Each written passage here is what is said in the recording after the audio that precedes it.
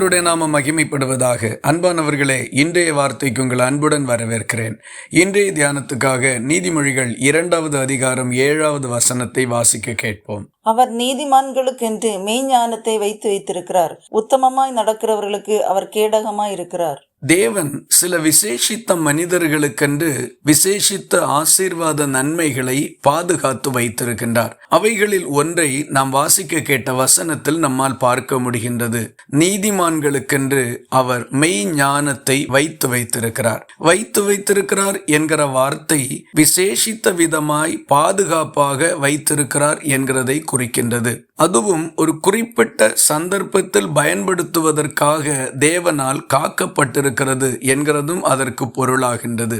ஆகவே நீதிமான்களுக்கு விசேஷித்த ஞானத்தை தேவன் வைத்திருக்கின்றார்.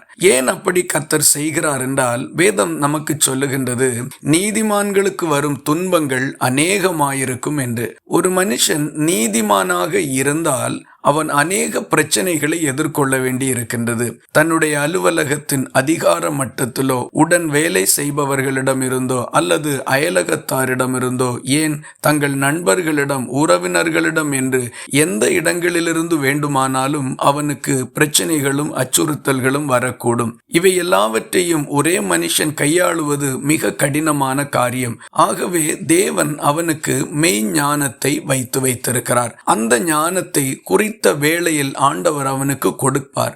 அப்பொழுது அவன் எல்லாவற்றையும் மிகச் சிறப்பாய் செய்ய முடியும். தனக்கு எதிராக பின்னப்படுகிற வஞ்சனை வலைகள், மறைத்து வைத்திருக்கக்கூடிய பொறிகள், இப்படி எந்த தீங்குகளுக்கும் அவன் காப்பாற்றப்படுவதற்காகவே தேவன் அதை வைத்திருக்கின்றார். ஆகவே உங்களுக்கு இருக்கக்கூடிய பிரச்சனைகளையோ, உங்களுக்கு எதிராயிருக்கிற மனிதர்களுடைய பலத்தையும் திறமைகளையும் குறித்தோ ஒருபோதும் அச்சமடைய வேண்டிய அவசியமே இல்லை.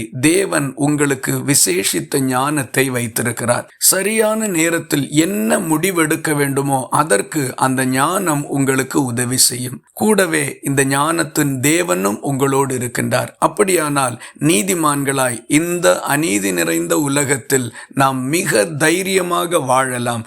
கர்த்தர் நம்மை வாழ வைப்பார். இந்த வார்த்தைகள் இந்த நாள் முழுவதும் உங்களுக்கு ஒரு ஆசீர்வாதமாய் இருப்பதாக. ஜெபிக்கலாமா?